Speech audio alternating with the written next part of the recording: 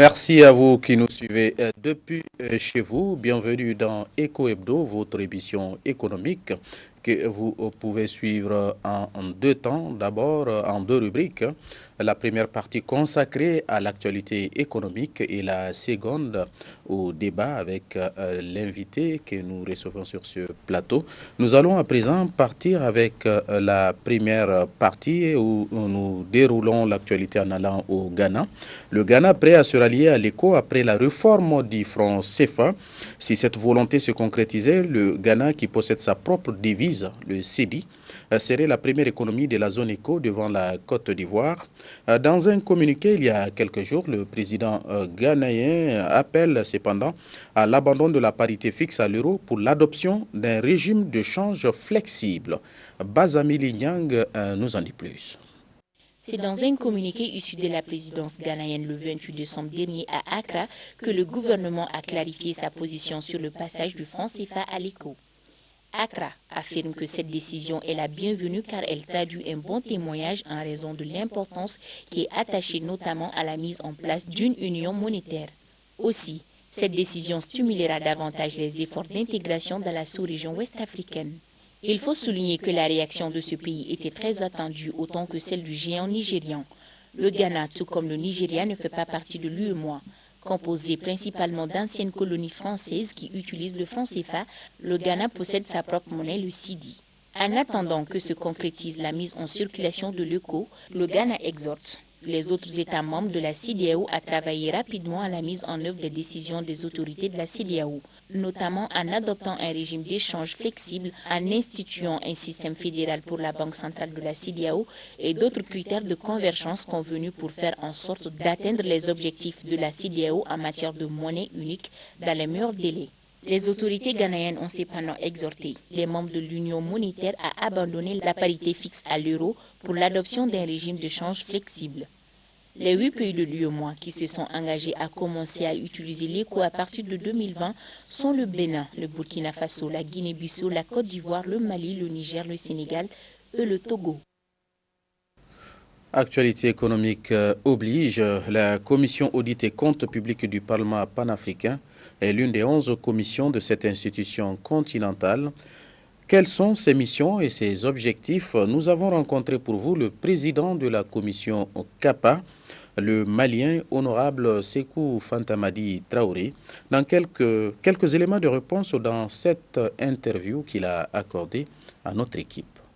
Cette commission permanente est une commission spécifique. Spécifique en ce sens qu'elle a la lourde responsabilité de contrôle. Et qui parle de contrôle parle d'hommes impopulaires. Mais l'audit et les comptes publics n'est pas pour épingler, mais c'est alors vraiment de minimiser les déperditions. Alors, quant à la gestion de la chose publique, la gestion ne rime pas seulement aux finances, parce qu'une bonne gouvernance prend les finances, mais aussi il y a même l'audit du personnel. Parce que quand la première ressource d'abord, c'est les ressources humaines, quand nous n'avons pas de bonnes ressources humaines, aucune activité humaine ne peut réussir. Si l'Union africaine, nos chefs d'État, ne peuvent pas donner ce pouvoir, je ne vois pas l'importance de l'existence de ce Parlement panafricain. De 2004 à 2020, il y a beaucoup d'eau qui a coulé sous le pont. Il est temps alors vraiment de donner toutes les prérogatives à ce Parlement. Bien qu'il y a eu le sommet de Malabo qui a demandé pour que le Parlement panafricain puisse avoir un pouvoir législatif, il faut la ratification de 28 États. Et au jour d'aujourd'hui, je m'empresse à vous dire que les États ne se bousculent pas. On n'a que 12 signatures. J'en félicite les hautes autorités du Mali. Nous sommes champions à ce niveau. Le Mali est le premier à ratifier ces instruments et à déposer auprès de l'Union africaine. La difficulté majeure que le Parlement a aujourd'hui, c'est alors la gestion qui est confiée exclusivement à son secrétaire général. Tandis que, au niveau de la commission, c'est le président de la commission de l'Union africaine qui est l'ordonnateur du budget. Donc, notre institution qui est le Parlement panafricain n'a aucun pouvoir. Donc, le président et ses vice-présidents sont des spectateurs auprès des fonctionnaires qu'ils ont recrutés. Voilà, après l'actualité économique, place à la deuxième partie, juste après le jingle.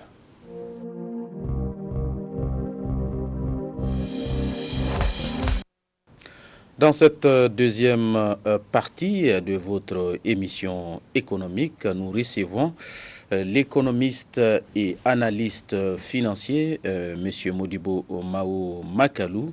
Monsieur Makalou, bonsoir. Bonsoir, Monsieur Maïga. Bienvenue et merci de votre disponibilité. Merci à vous de m'avoir invité. Et nous allons parler aujourd'hui de la problématique du financement dans le secteur agricole. Et pour introduire, l'agriculture revêt une importance capitale pour plusieurs grands objectifs de développement en Afrique. Ce secteur est d'abord un moteur de la création d'emplois, alors que l'exploitation de la terre et de l'élevage contribuent déjà à eux seuls à environ 60% des emplois en Afrique subsaharienne. La part des emplois dans l'ensemble du système agroalimentaire pourrait être bien plus élevée. De plus, l'agriculture est un vecteur de croissance durable et solidaire, ainsi que le socle d'un système essentiel pour assurer une alimentation nutritive, sûre et accessible à tous. La productivité agricole africaine reste à la traîne par rapport aux autres régions du monde. Un Africain sur 4 souffre encore aujourd'hui de malnutrition chronique. Monsieur Makalou, est-ce que la situation ne va pas s'accentuer dans les prochaines décennies quand on sait que la croissance démographique en Afrique, avec 1,3 milliard d'habitants supplémentaires à l'horizon 2050, mettra encore plus à rude preuve le système alimentaire africain? Pourquoi on ne voit pas ce progrès, malgré que la croissance est au rendez-vous en Afrique? Pourquoi on ne voit pas ce progrès?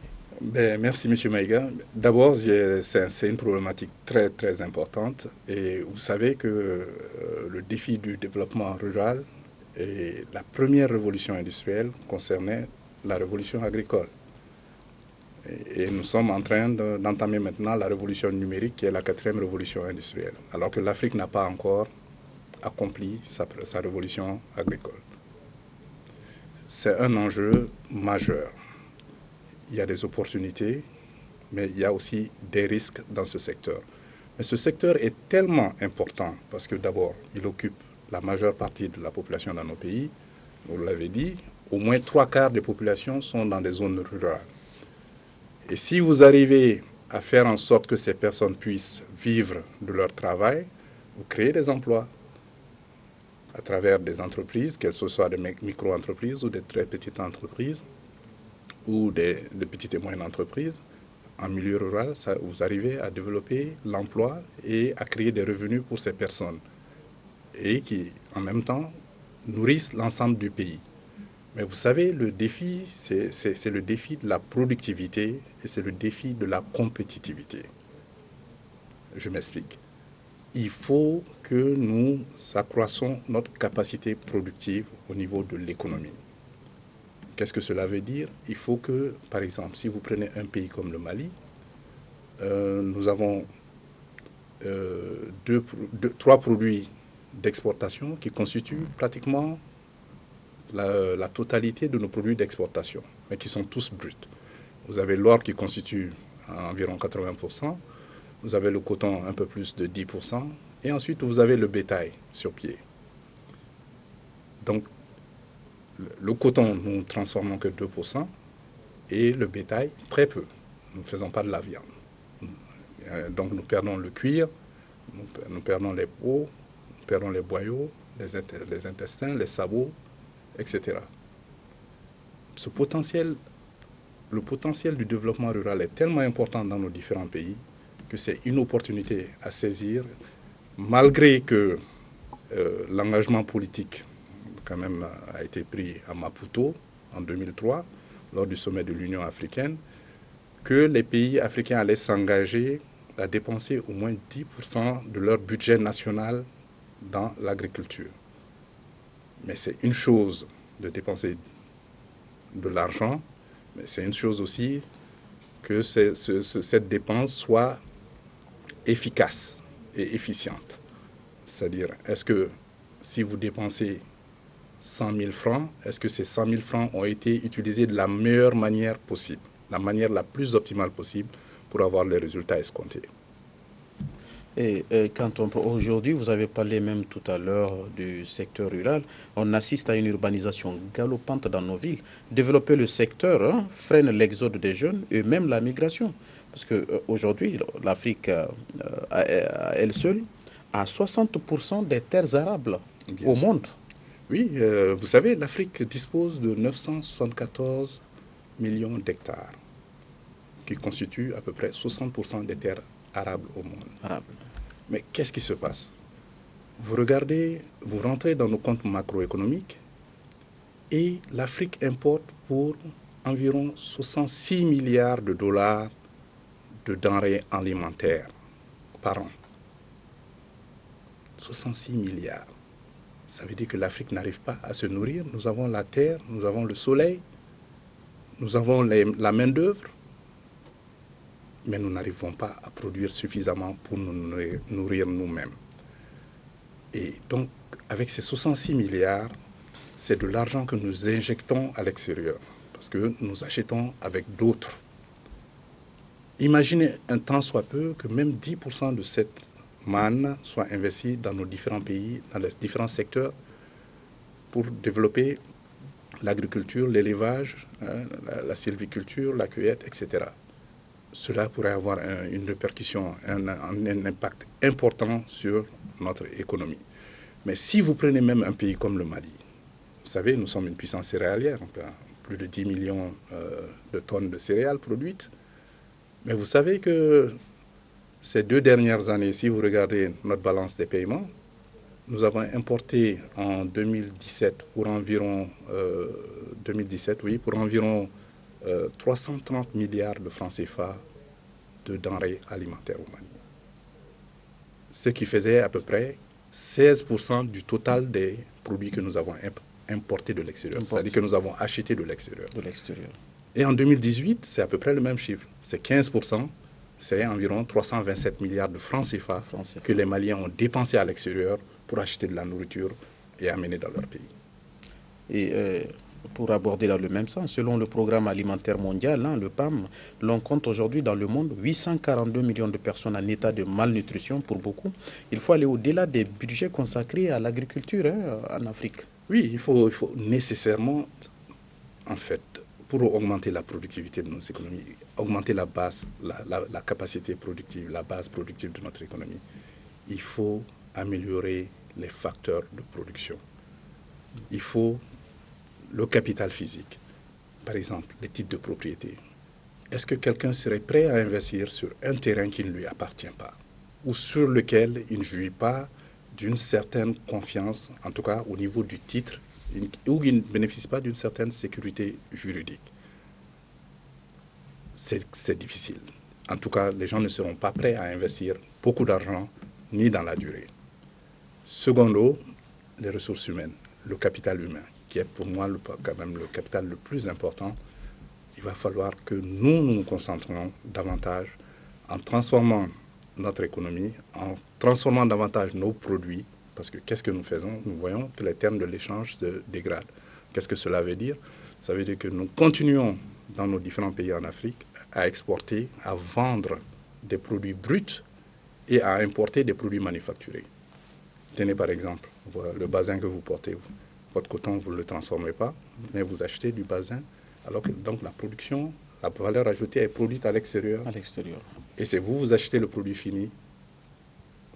Et ça, c'est une grosse perte pour l'économie. Donc, c'est quand même de faire transformer davantage, que ce soit des produits semi-finis et des produits finis que nous exportons.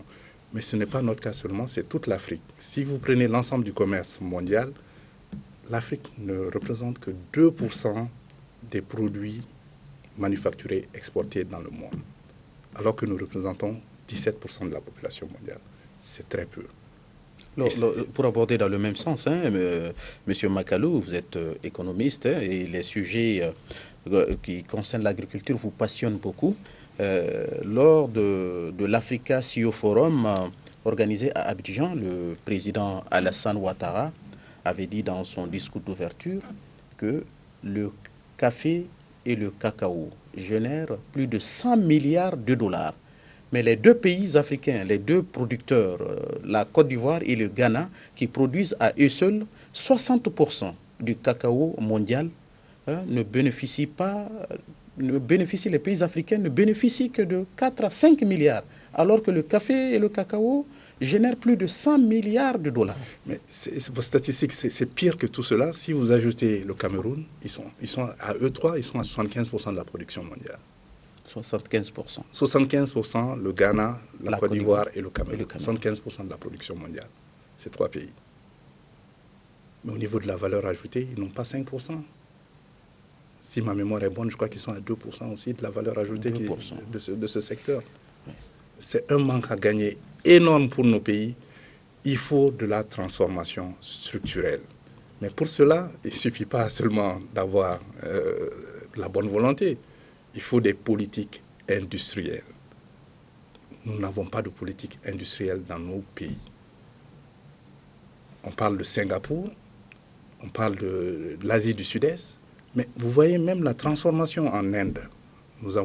J'ai eu la chance de rencontrer un charmant monsieur à l'époque, le professeur Normand Borloo, qui est le responsable de la révolution verte en Inde, prix Nobel de la paix. Il est venu ici au Mali en 2006. Voilà ce qu'il nous disait. Il dit, mais vous avez du potentiel, mais le potentiel ne se mange pas.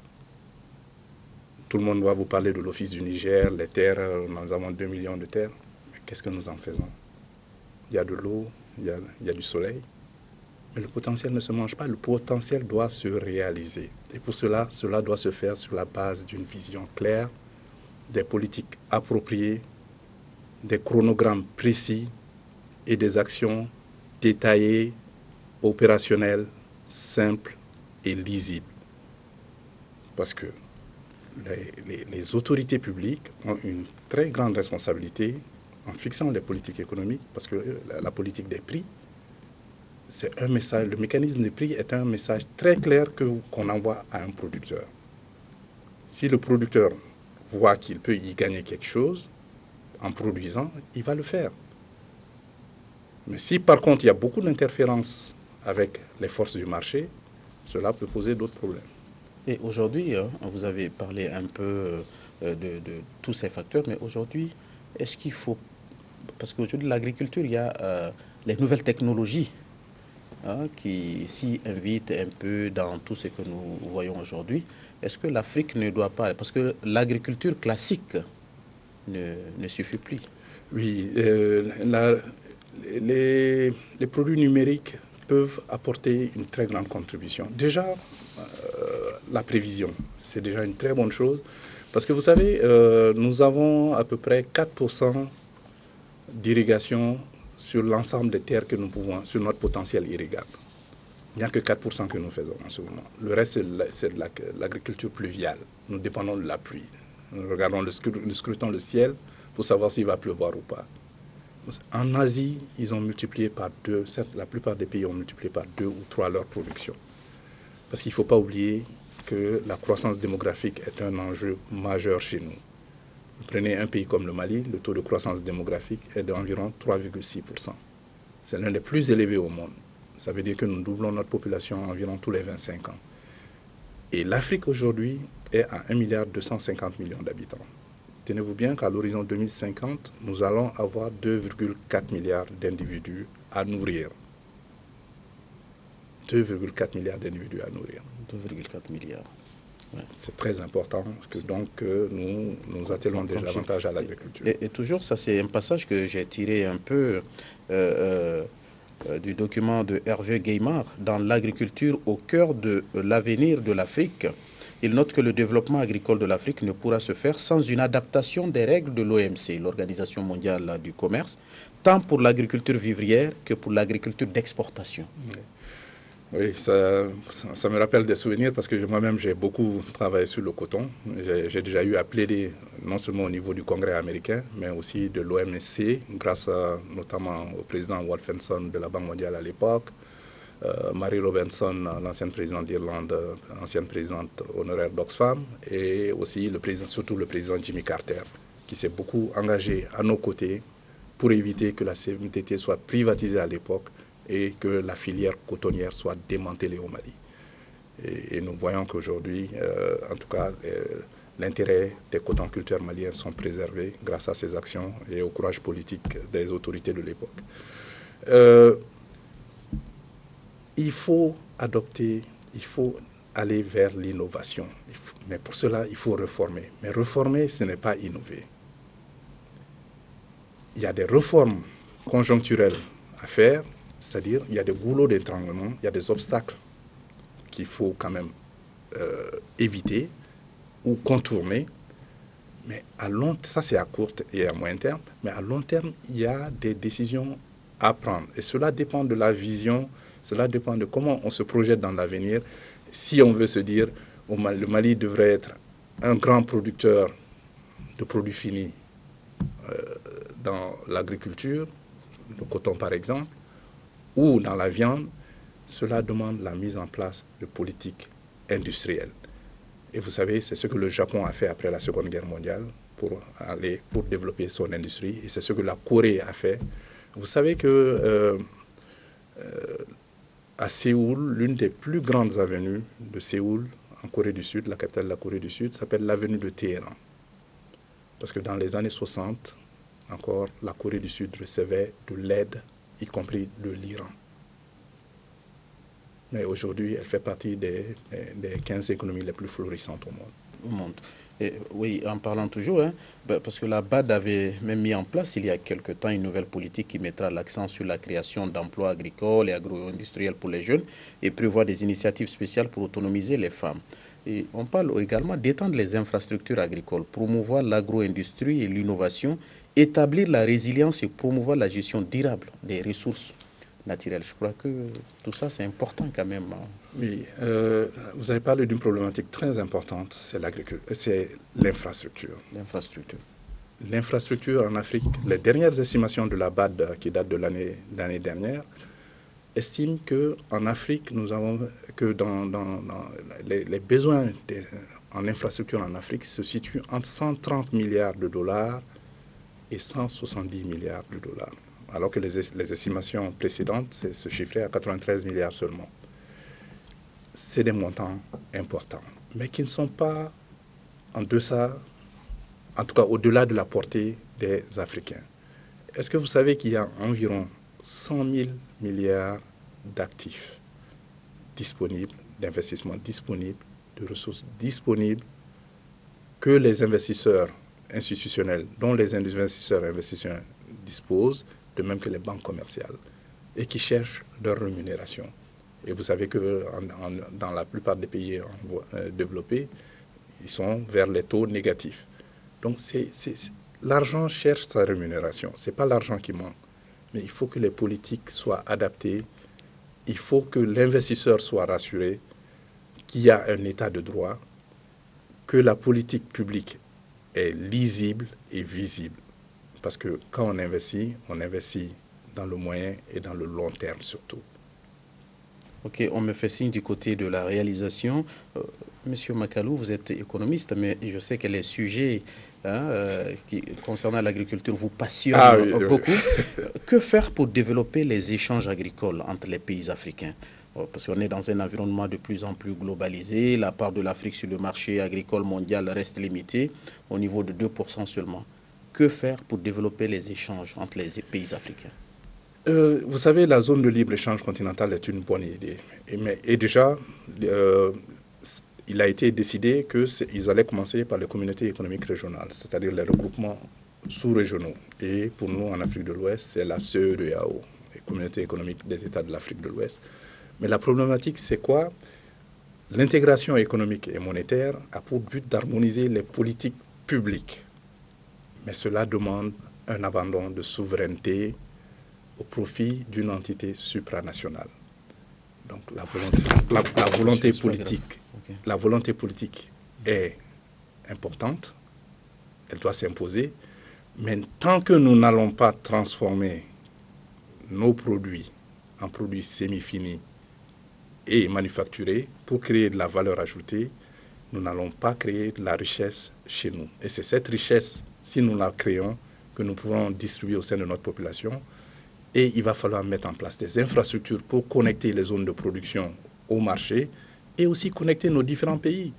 Écoutez, même un pays comme le Mali, pour aller d'un endroit à un autre, ce n'est pas évident parce que nous sommes 2/3 désertiques, mais il s'agit de créer ces voies de communication pour faciliter le commerce et les échanges entre les peuples. C'est pourquoi l'économie passionne. On parle, en plus d'informer, on parle beaucoup de chiffres. En tout cas, monsieur Modibo Mahaou Makalou, merci d'avoir répondu à notre invitation et d'apporter toutes ces précisions sur la problématique du financement de l'agriculture. Tout le plaisir est pour moi. Je vous remercie. Merci à vous qui nous suivez depuis chez vous et merci de votre intérêt à cette émission. Je vous rappelle que nous étions avec M. Modibo Mahaou Makalou, économiste et analyste financier. Merci à toute la rédaction et à la technique pour la réalisation de cette émission. Merci à vous aussi. Merci de votre attention. Excellente suite de programmes sur Africable Télévision.